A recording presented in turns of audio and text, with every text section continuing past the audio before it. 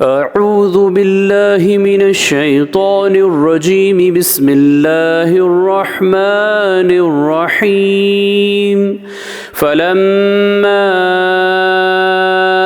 آتاهما صالحا جعلا له شركاء فيما آتاهما فتعالى الله عما يشركون। सूरह आराफ आयत नंबर 190। फिर जब अल्लाह ने उन्हें सही व सालिम बच्चा अता फरमाया तो उस बच्चे के बारे में अल्लाह के शरीक ठहराने लगे, तो हकीकत यह है कि अल्लाह उनके शिर्क से बहुत बुलंद है।